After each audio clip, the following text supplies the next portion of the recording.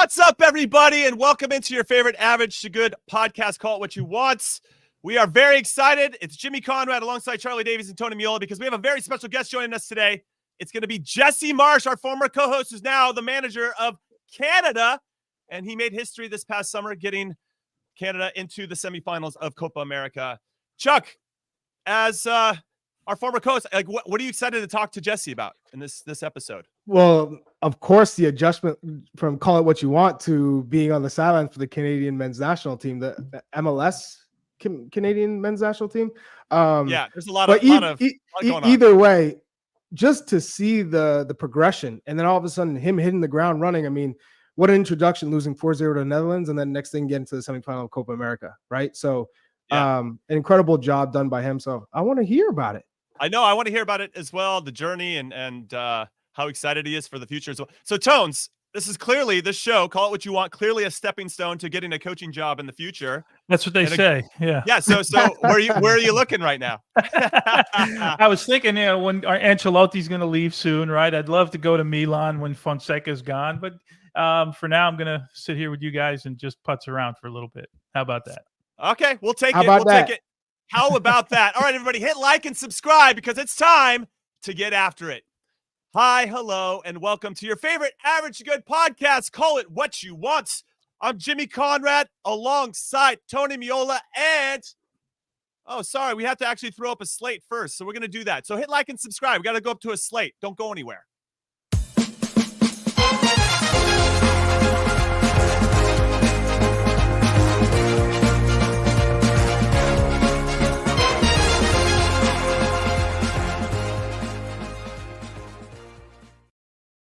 Hi, hello, and welcome to your favorite Average to Good podcast, Call It What You Want. I'm Jimmy Conrad alongside Charlie Davies and Tony Miola.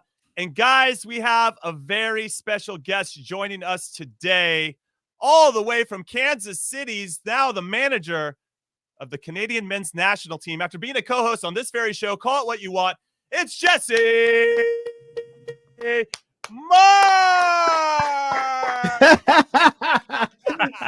What an intro.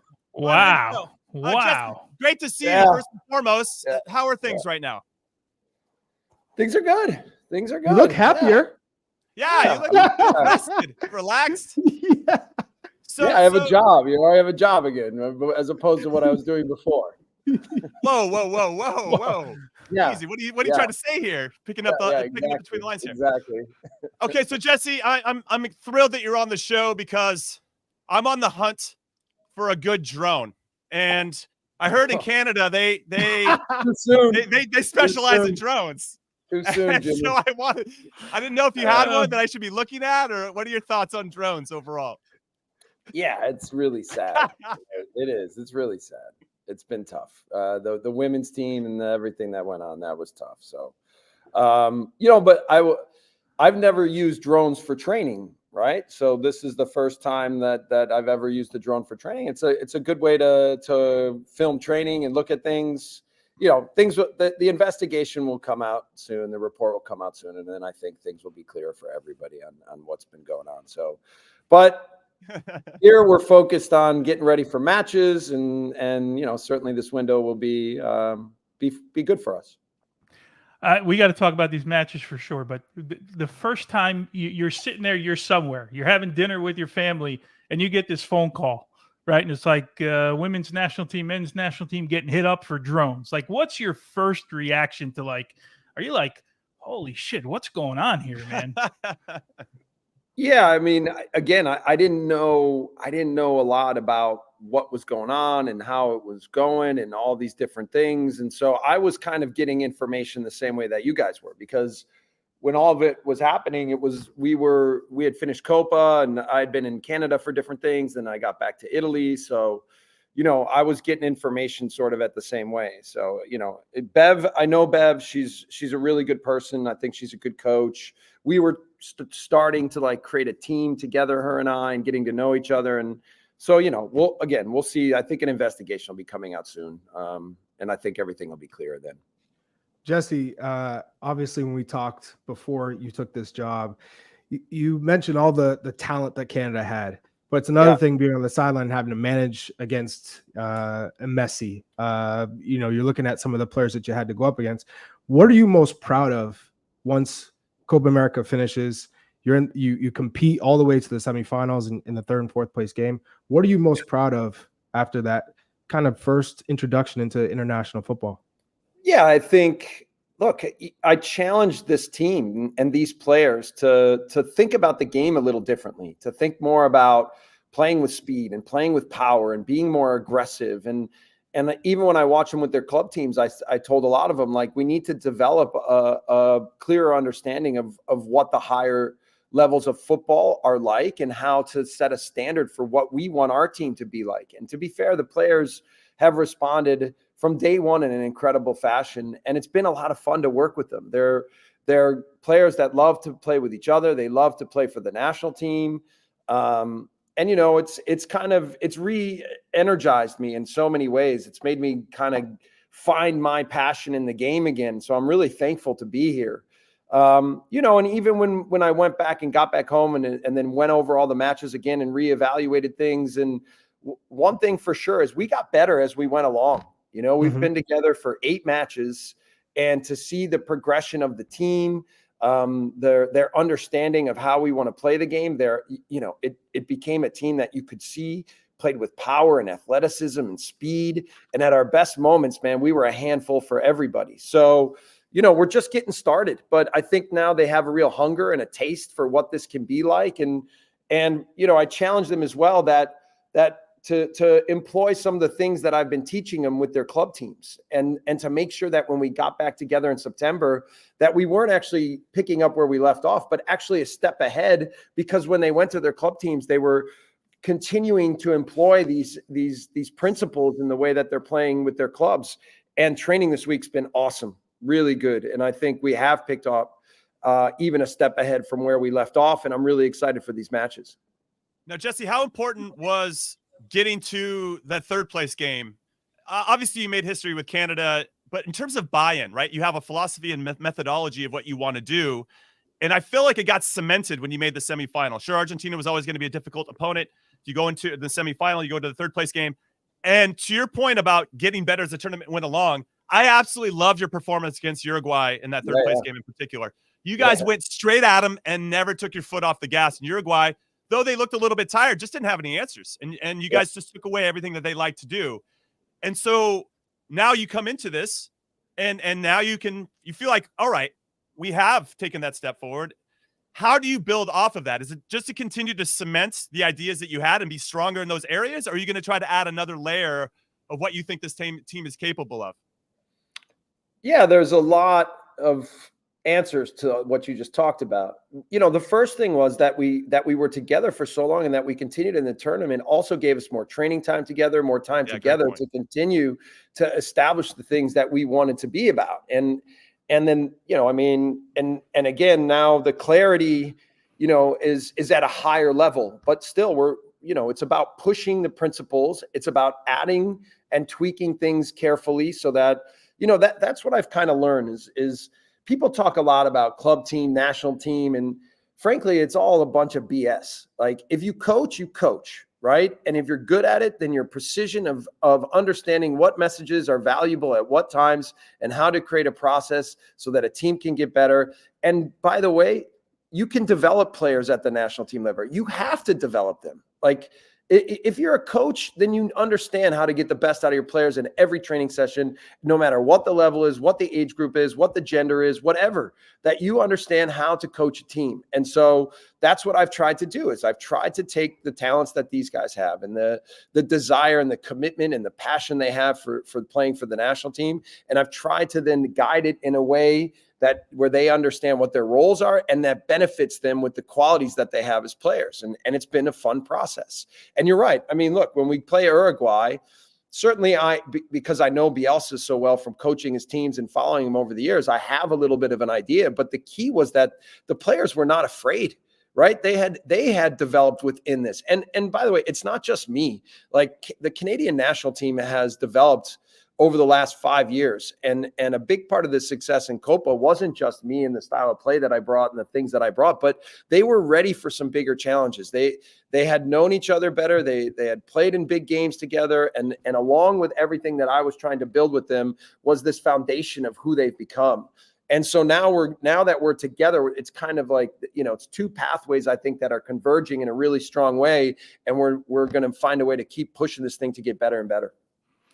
So, Jesse, what does it look like sort of from Copa America till you get into camp now in September? Because things have changed, right? When we all were part of national teams, it was like you're in for, 6 days and you play 2 games and then we'll see you in, a month and a half. But video and communication has changed. And then there's that balance where I have an idea, but maybe the club that they're playing for doesn't have the same idea, but I got to make all of this work together. So what's that been like since Copa till now for you? Look, there's the stuff that's away from the team. Okay. So I've been spending a lot of time traveling around Canada, getting to know coaches, getting to talk to people that are in administrative roles, trying to figure out what we need to do in the sport to help it grow, to continue a good foundation, but to also help evolve this thing to get better and better, to make sure that we use 2026 as a real launching pad for the sport to really take off in the country. And there's a lot of people that have done a lot of good work, and there's a great foundation as exemplified by the types of players that we have in the national team that have already been developed. There's the dual national part. So there's all these other things that are about the game and then reinforcing and fortifying what we're doing with the national team. But specifically with the relationships I have with the players, they all got development plans, right? And I told them the development plans aren't about the things that you're doing well and the things that you're good at. They're about how we can push everybody in the team, all the players, to understand how they can continue to grow, how they can commit themselves to their career, to their teams, to their clubs, and to the national team, and what it should look like every day in terms of their obsession with improvement and development. And again, what it means for themselves and for us and for the club team, and how to make sure that every time we come back together, that they look like more mature, more developed, stronger, a better understanding of what high-level football is, a better understanding of the mentality of what it takes to be successful. And so that's what this has been about. It's about the communication of that. It's about watching their games, giving them little notes, having the kinds of relationships with them, so that there's a lot of sort of understanding and give and take and communication about how to get better. And they love it. I got to tell you, they're all into it. They are obsessed with improving themselves. They are their desire to be their best, and certainly to represent their nation in the World Cup is at the highest level I've seen in terms of what it's like to be a national team. So, it gives me real excitement, optimism, and continued passion to do this job to the best of my ability. All I have to say is we mentioned the center back, the defense for Canada, time after time being weak. And I swear to God, I couldn't have been more impressed with Bombito and Cornelius, their partnership. Obviously, that was something that you wanted to focus on. But are there 1 or 2 players that really impressed you since you've taken over? Maybe that you didn't know that they had a certain level, or are you impressed with someone who grew in the time that you stepped on the field from day one to the last match? Look, I mean, upon evaluating them, first of all, we did talk about the center back situation on this show. And right away, when I watched specifically Bombito and Cornelius, I was like, all right, they have potential to be good and to also fit the way that I want to play. But even look, as good as Fonzie Davies is, right, and playing for Bayern Munich, and at times he's looked like the best left back in the world, what I've said to him is there's still a lot of room for him for improvement. Right. And he's 23. And I think that, he can be more dynamic. He can be a bigger presence in the game. He can find ways of, the thing I've said to him is, and I said in front of the team, 50 sprints. I said, you can deliver 50 sprints a game. right? And we put the team through crazy fitness, and Alfonso was like a machine in the fitness, as well as Ishmael Kone. And I mean, so the level of athlete we have, the level of speed that we have in the team, the fitness levels, the overall athleticism is insane, right? And we need to play like this. We need to be a team that can overpower teams, that can not just show how good we are with our football, but also just play at a pace and a speed that is difficult for the opponent to manage. And again, in Copa America at our best, I think we showed that. But I think there's a couple more gears that we need to develop in the next couple of years to get that to be even higher. And then we can talk about how good of a team we can become. All right, Jesse. So let's put on your U.S. men's national team fan hat on, because we know that you're a fan of the team, despite your current job with Canada. And there's rumors going out there. I don't know if you've seen them, that apparently Mauricio Pochettino might be coaching the squad moving forward. Wait, you said they were never going to move on from Greg. That's right. You said that in Dallas at the. You said they would never happen. Never going to move on from Greg. Never going to move on from Greg. Maybe they get it. They might still be bringing him back. I wouldn't. Yet, guys. It's true. Nothing's been settled just yet. Don't hold your breath, boys. Don't hold your breath. Man. But I do want to set the scene a little bit, because you actually coached against Mauricio Pochettino twice with RB Leipzig when he was with PSG in the Champions League in the group stage. You outshot PSG in both of those games, even though you didn't get a result. It was a 2-2 draw. You scored first in that one in Germany, and then it ended up being 2-2. And then it was 3-2 in Paris. But you were up 2-1, and then Messi did what Messi does. It's Messi things. What are you going to do? And then it's 3-2. Yeah. They go on to win. So I guess I have a couple layers to this question. My first kind of relatively funny question is, are you glad that Pochettino isn't already in charge, so we wouldn't get that new manager bounce? And then secondly, how do you think that the U.S. is going to do with Pochettino in charge, assuming he ends up getting the job? Yeah, is this happening? Is it going to happen? We hope. We think 21 days. Jesse. Reports from reputable people. I don't know. I mean, you guys are in the media. What the hell are you doing? Do your homework. Is it happening or not? What the heck? You guys just sit. I'll put in a call today and see where we're at. Look, for sure, the fan base, I'm sure, is happy about this, right? They've been begging for a European pedigree coach for a long time. They had Klinsmann, and there was some good things and some bad things with that. Yeah, I mean, I would think that this is if they can get this done, that this is a positive development for the game and for the team. So, I think Pochettino is a good coach. One of his best things is he's really pretty malleable, right? Like, he really is pragmatic and tries to get the best out of his teams. He's not married necessarily to one system. You could argue you could argue that's good and bad, but I think that his focus will be how to get the best out of his best players, which, he had to do at PSG, he had to do at Tottenham, he had to do at Chelsea, and typically that's been one of the things he's done well, is he's gotten really good performances out of his best players, and that's helped his team win matches. So yeah, I mean, look, it's yet to be known exactly how it'll all turn out, but I would be optimistic that he will be able to have a positive impact on the team and on the sport in the country. Well, what's your expectation for Saturday? Obviously, sounds like Mikey Vargas is going to be the guy there. We don't know if Poch is going to. I know Mikey. Mikey's a good guy. Yeah, just sort of expectations of what you're getting. It's a little mixed roster. It's clearly some guys not included for various reasons, but just what you think you'll get on Saturday in Kansas City. Yeah, I mean, look, we play in this window. We play the U.S. and Mexico, and these are the perfect opponents for us for where we are right now in our process, because we had a good Copa America. To go to playing, some lower CONCACAF opponents right now, I don't think would be as motivating for us, and I think this is a chance for us to continue to prove to ourselves that we're emerging as one of the powerhouses in this region. So we have a lot of respect for both. I think with the U.S., I think, the question is a little bit is Mikey just coaching the team on his own? And a lot of Mikey's philosophies, I think, mirror what Greg Berhalter does, whether it was with the U20s or with this time. I think he's probably learned a lot from Greg, so you would expect a lot of the same kinds of things. Or is Pochettino in the background giving a little bit of information?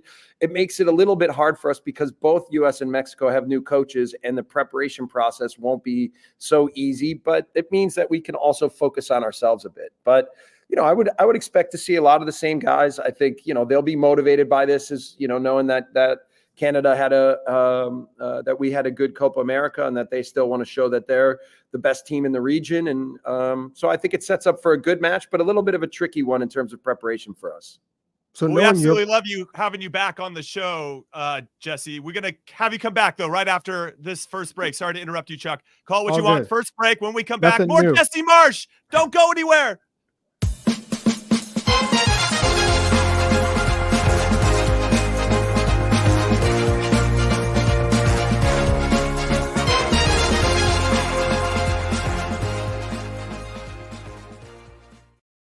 Welcome back to your favorite Average to Good podcast. Call what you want. With Average to Good is sticking, huh? I like it.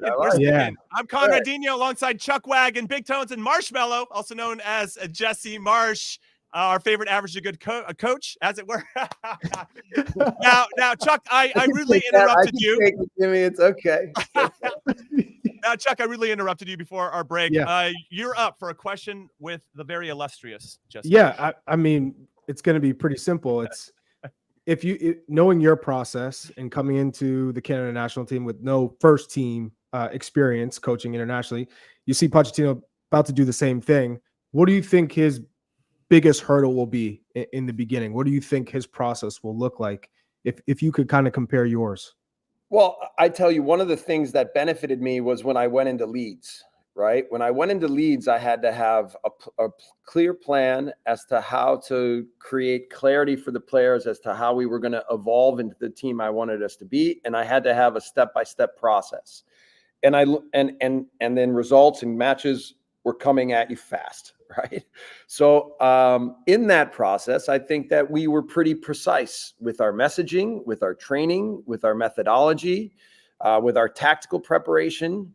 And we wanted to be, more stable defensively first, and then build from that. And that was a little bit of what we were doing here as well, is to make sure that the structure and the discipline to kind of be good, a hard team to break down, a hard team to play against. This was kind of the foundation of how we started things. And then we evolved and I think tried to become more and more into the philosophy and into the aggressiveness, and more into the attacking part of the game and into the possession part of the game. And then, things continued to evolve as we went along. And so we're still in that process. And really, look, as important as every match is when you're with the national team, I'm laser focused on 2026. And trying to make sure that we don't skip steps, that even in terms of like what we think success is and where we think we are. And, the development process is never like this. It's always kind of up and down, but the key is that you find ways and messaging and you reinforce things the right way, so that in the end you are making progress. And I'm sure of it with what it's like with these players and their mentality to improve and play for the national team. I have no doubt that we're going to continue to push every day to be the best we can.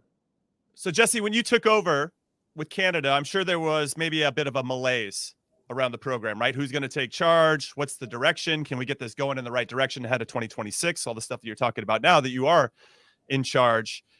I guess I'm hearing some chatter. We heard some chatter during the summer from U.S. players. Christian alluded to it. Tim Ream came out and said it straight up. Walker Zimmerman just said it after the Olympics, just that we need to take more pride in wearing the shirt, and we need to make sure that nothing is taken for granted. Ultimately, I'm paraphrasing these guys.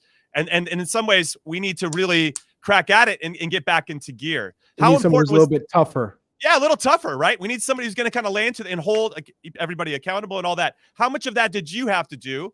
And from a Canada perspective, and then putting your U.S. men's national team hat back on as a fan, how much do you think Pochettino is going to have to do if he takes over when he comes in? Because it's clear that our player pool is clamoring for it. So I'm kind of curious if Canada was feeling the same way for you.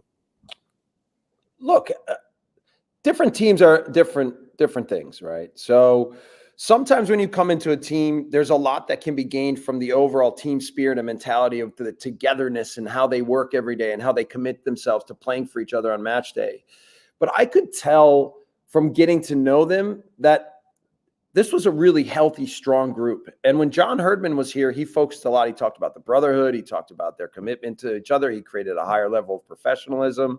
And the players fed off of that. And when I came in right away, I could sense their togetherness. I could sense their pride of what it meant to play with each other and play for the national team. So I kind of knew that there wasn't that much to gain from that. And then I focused more on like the level, what I know about the highest levels of the game, right? And trying to instill that and demand and create higher standards for them in terms of what training was, what tactical understanding was, and again, the physicality that we needed to insert into the game that I demanded out of training every day.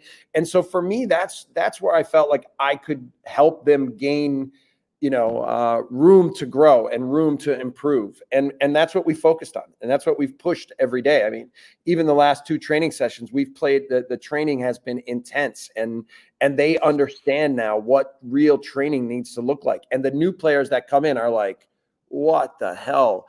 And that's what it should feel. That's what the higher levels need to look like. Speed of play, speed of committing to the game, aggression, like ability to see things fast, play fast, execute technique, understand tactics, do things together, be strong in transition moments, be aggressive and to make it difficult on the opponent.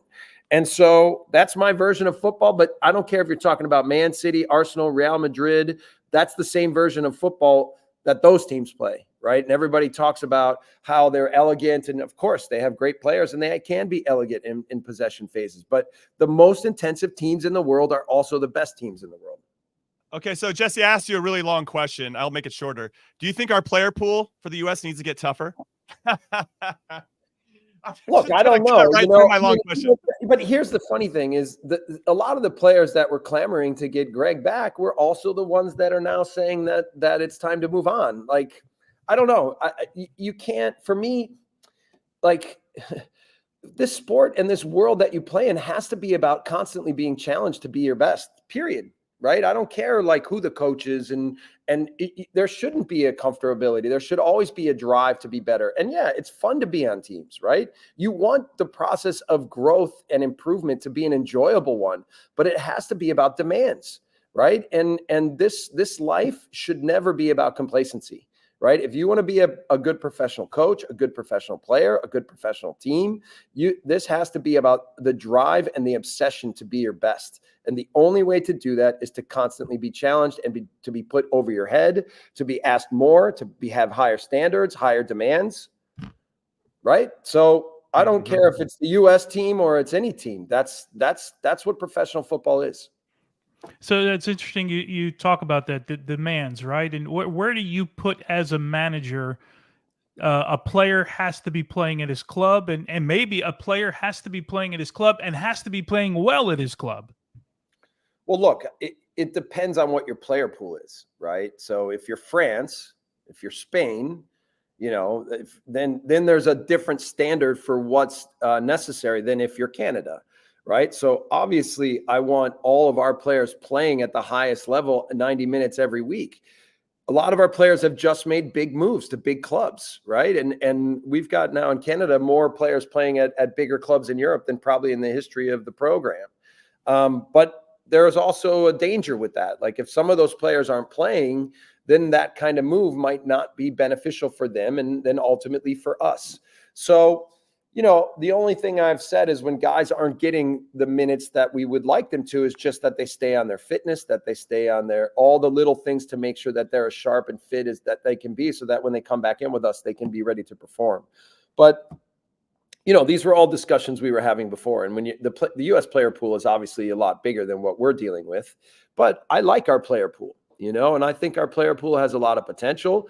I don't look down upon players that are playing in MLS if they're performing well and they're on good teams and they're trying to implement the things that I think are important into their game and that they're continuing to push. And when they come in by us, they commit to the team fully and they understand what their roles are and they're ready to perform.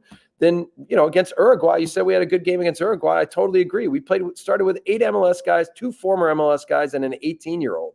So, this Euro snob mentality that the U.S. has sometimes, I think, and how it looks down on MLS is not fair to MLS. It's not fair to the players that are developing in that league. It's not fair to the players that have developed in that league and whether they're in Europe or wherever they are. Like, players are players. And if you're good, you're good. And if you're ready to perform and you fit into a national team, then you should be given a chance. And then we'll see how the cards play out and who earns spots to play. Well, you talked about the level, Real Madrids of the world. You've coached incredibly talented people, obviously Erling Haaland and Kuku, Szoboszlai from Salzburg to RB Leipzig. What's it like coaching Alphonso Davies? And what's that relationship like? How much can you push, and how much is he receptive to that critique? And is he left back for you long term, or do you see him moving up the pitch? Or you think, hey, club and country wants you to play left back because that's your future? I have found that high-level performers want to be challenged, right? They want to be invested in. They want to be challenged. They want to be given clues as to how they can continue to improve. This is not about talent. This is about high-performance specialists. And that's what I consider the best footballers in the world. And so the more that I've worked with these guys and the more that I've challenged them and the more that I've asked more of them and the more that I've said that they can give more, that there's more to be done, like in every way, I find that that's what they thrive on, right? They don't want to be complacent. They don't want to coast through life. They want to find a way to be the best that they possibly can. And Alphonso, in that sense, has been fantastic.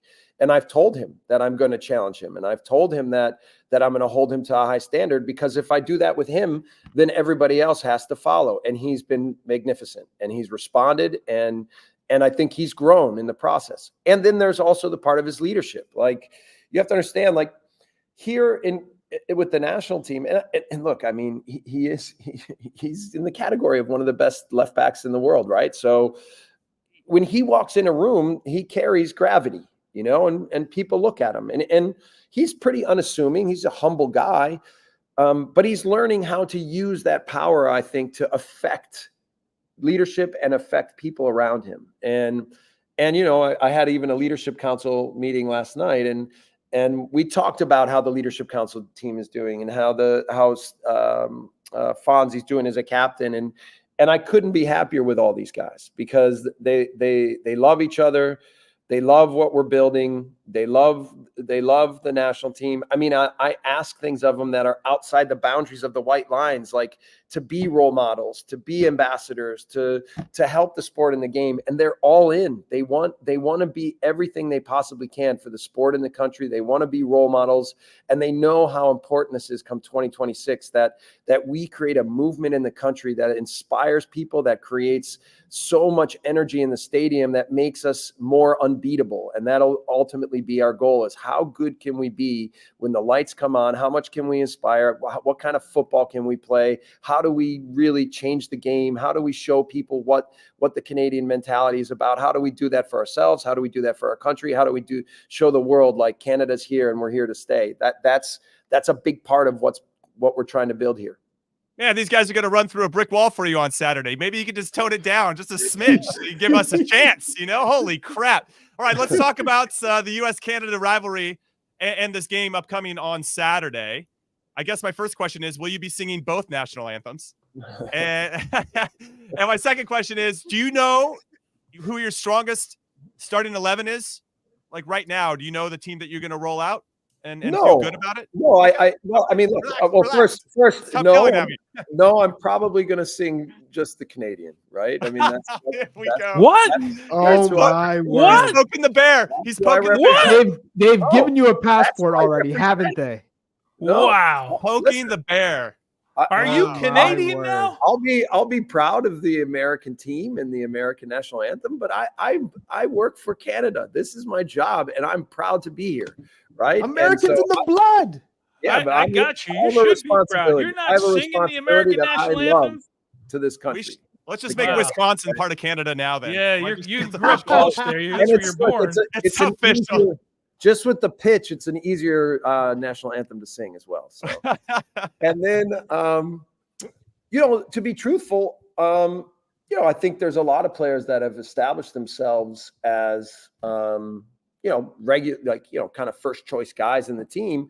But the key for us to develop, I think, is we need to move beyond like 11, 15, we need to expand our player pool so that we really have some options that we can call on any given moment. So, but right now I would say there's a lot of guys who are performing well with their national team and are performing well in training. Guys like Mathieu Chouanier, Tani Oluwaseyi, I can go, Ali Ahmed, Liam Miller. There's a lot of guys kind of like underneath what have been our quote unquote starters that I think are continuing to emerge and be a big part of this. So yeah, it's exciting. But I'm not totally sure what team will start, but I'm sure that they'll be ready and they'll perform well. You almost lost me with the national team, with the national anthem thing. I lost my mind for a second. But anyway, when you think it's like the Italian national anthem for you, brother. Yeah, but I'm half Italian. There's a big difference. I didn't know you were half Canadian. I had no idea. They told me Wisconsin is the 15th province, so I'm all good. There you go. That explains it. So when you take, I'm still a little bit flustered by that. When you take this job, when you take any job, right? Everyone knows there's something you've got to improve on, and you have a general idea of what you're getting into. How surprised when you first get into the job and see it firsthand? And was there anything you mentioned the athleticism with your center backs? That was one thing maybe you didn't know prior to taking the job or before you studied the team. Was there anything else? Well, look, I mean, there's a lot of surprises. One of the things is we need to really elevate the status of the Canadian Soccer Association. Right. It's kind of been ripped down to its bare. And I'll tell you, as much as the player pool is a big part of why I took the job, it was also Kevin Blue and getting to know him, the Secretary General. And I've lauded him as the smartest sports business professional I've ever worked with anywhere. And, his ideas, his intelligence, his professionalism, his intellectual capacity to get things done, his creativity in terms of understanding how to get things done and how to push the right buttons is different than anything I've ever seen. And frankly, it's inspiring to be a part of, and it lets me know that we are going to do some real fundamental change. We are going to make some fundamental change into what this sport will be in this country, and certainly what the Canadian Soccer Association will be. And, in all ways, where I was in my life 6 months ago was about finding inspiration, right? As a coach, as a soccer person, but also as in what project could I be a part of that would bring me joy, that would make me feel inspired again. And I'm here, man. I'm here. So, yeah, I mean, the part about the players, I invested a bunch, and yeah, I knew that they could. I said from the beginning they're smarter than I had hoped. They adapted quickly to the things that I wanted them to adapt to. So all of that gave us a chance to compete in Copa America. We certainly grew from match to match, which again showed their commitment, adaptability, and also intelligence. And so, and I'm going to continue to lean on that and continue to push them to be even more and more. All right, Jesse, we appreciate your time. We've asked you to wear your Canadian men's national team hat. Bunch of stupid questions. No, they're the best. And then we asked you to put on your U.S. men's national team fan hat. We're going to allow you to, this last question, to put on your Call It What You Want hat. And this is a preview for the U.S.-Canada game. What's your prediction? What's the score going to be in this game? U.S. versus Canada. Jesse Marsch, take it away. Call what you want. We're going to win. Well, what's the score? What's the score going to be? I'll say 2-1. Here we go. 2-1 Merchant. Jesse Marsch, everybody. Great to see you, old friend. You've been fantastic. Great to see you guys. Thanks. Yeah, thanks for having me on. I think this is now the last time for sure. You said that before. He has said that before, but he's come back on. Jesse, all the best, fellas. Well, maybe not good luck on Saturday, but good luck in the rest of your games. Yeah, let's have a good match. Yeah, of course. Let's have a great match. We appreciate you, and we'll have you back on the show very, very soon. Jesse Marsch, everybody. We're going to take our next break. When we come back, more Call It What You Want. Don't go anywhere.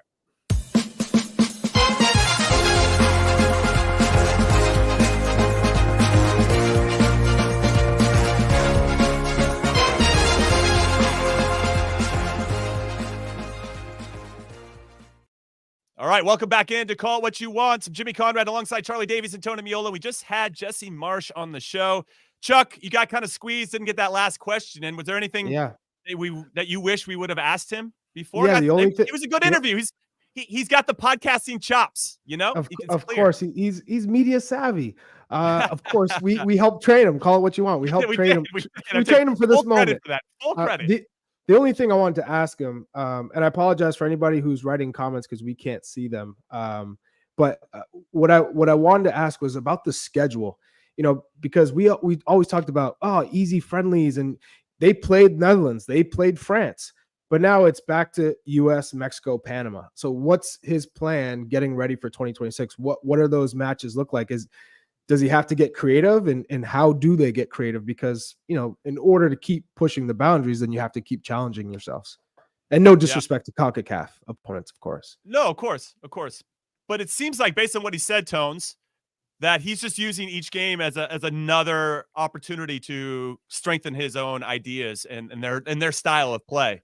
So in some ways, in a lot of the games that he played in the Copa America in the lead up, I felt like they were doing a lot of sitting back, absorbing, and being thoughtful about when they were going to go forward. At times they would go for it. The Uruguay game in the third place game was excellent. I actually really loved their approach to that.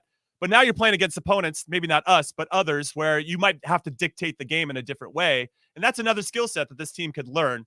And I know the U.S. falls into that category too. But any thoughts on Jesse? Yeah, the one thing that stuck out, and I was about to ask him, and he touched on it, the fact that they had this camp basically during Copa America. Look, if Pochettino takes over yesterday, right, he's got like 6 days to be with the group. And Jesse talked about the fact as they went on in Copa America, this camp kept getting extended and extended. So it's more training time, more video time, more time to learn your players, where oftentimes managers don't have that. So he has the 2 games prior that we talked about. So he goes back and makes adjustments. Now he has a real idea of who his players are, who his teams are, what the quality of all these guys are.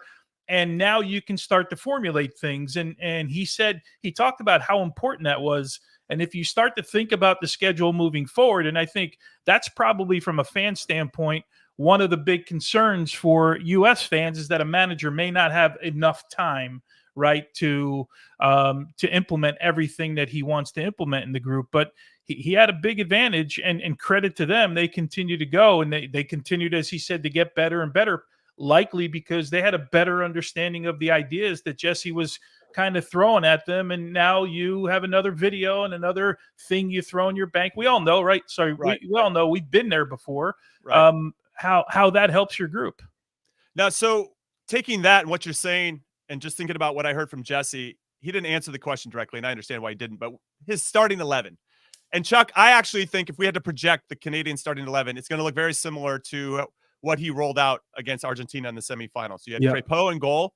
You had Fonzie Davies on the left, Cornelius Bombito is the center backs, Alistair Johnston on the right. Then you have the Canadian Messi, Jacob Schaffelberg on the left, Estacio and Kone in the middle, Larea on the right, and then Jonathan David and Kyle Larin up top. Are you in agreement that we're going to see something similar there?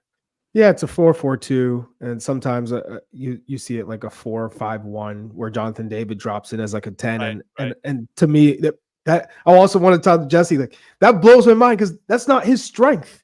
His strength is being closer to goal. He's not a creative playmaker, but ultimately, yeah, that's what we should see. And Schaffelberg, I thought, did extremely well in Copa America because he just, like Jesse wants, just has that intensity to run and make those countless sprints.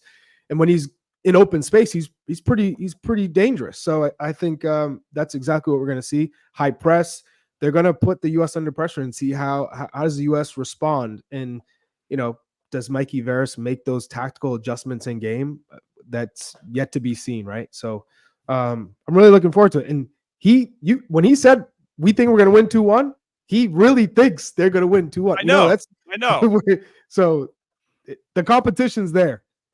No, it's going to be there, and I think they're going to be up for it. I mean, we talked about, we used the word rivalry, Tones, and I think when all three of us were kind of going through it, yes, Canada was competitive, but it always felt like we were the ones that should win that game, at least during when I played. Now I feel like Canada thinks they can not only run with us, but take it to us. Maybe right now, too, while we're a little bit vulnerable and we don't have our coach World Cup qualifying, Jimmy. Canada took it to us in Canada. That's true. Qualifying. Yeah. I mean, they obviously have some evidence with this core of players.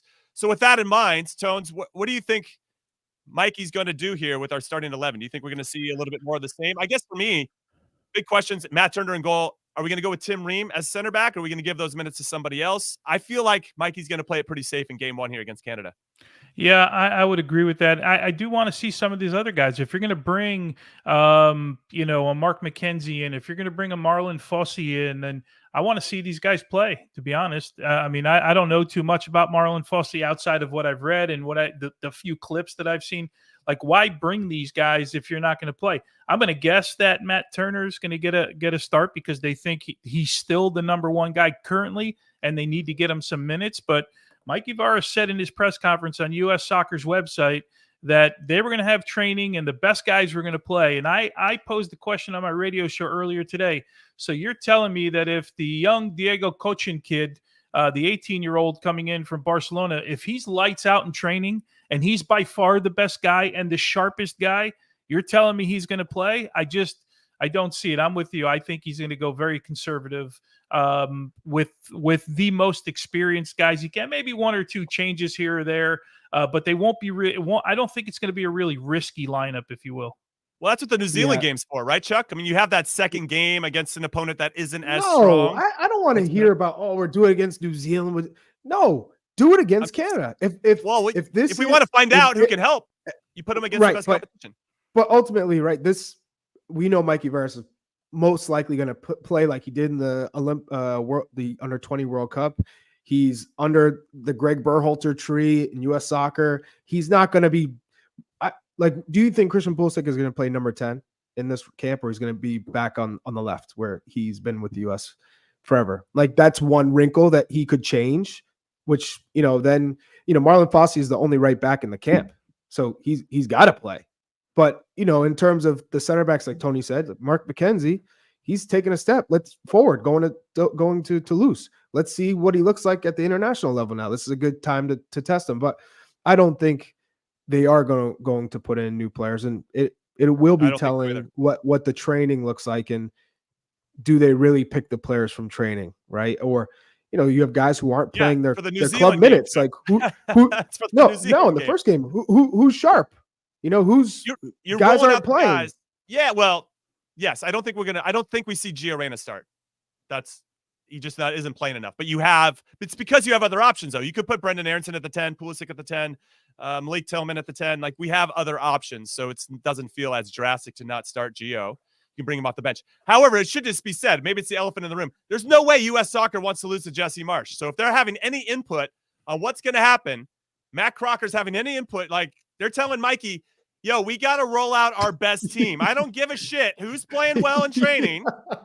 We are rolling out our best guys. You don't want to lose this one. I'll tell you that. When Jesse Marsch is singing the Canadian national anthem in the U.S., he's just quiet. We cannot have that. I ain't watching. Tony's head almost exploded. No, Tony's not even watching anymore. He's going to skip that I'm not going to watch. Wait, what? By the way, Scally is in camp. I think you said Marlon Fossey's the only right back. I think Scally's in camp, right? Yeah. All right, we got one more break. Call it what you want. When we come back, we're going to finish up the show with our predictions. Not singing the anthem. He's not singing the anthem. Well, he's not singing the anthem. All right, don't go anywhere.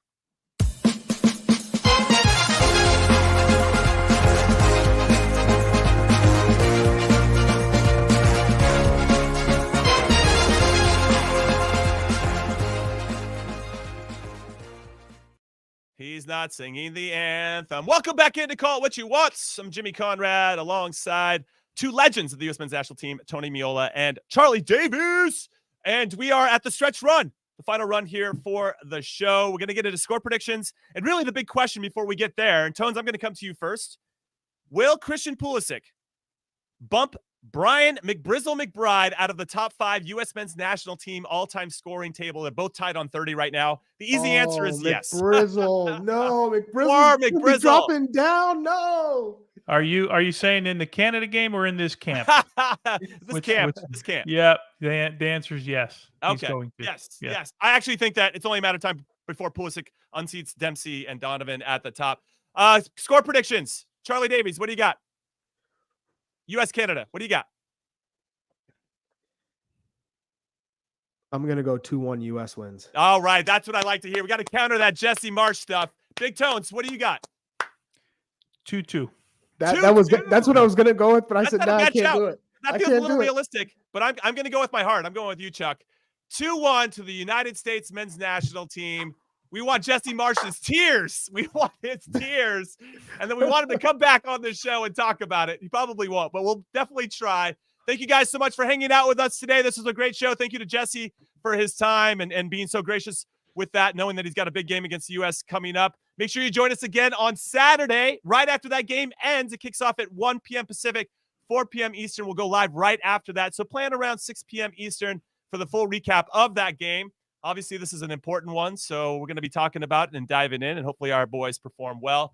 We'll obviously be simulcasting live on YouTube and the Golazo Network, so do not miss it, and come back and join us for that. Have a great rest of your week, and let's go USA. We'll see you soon. Later.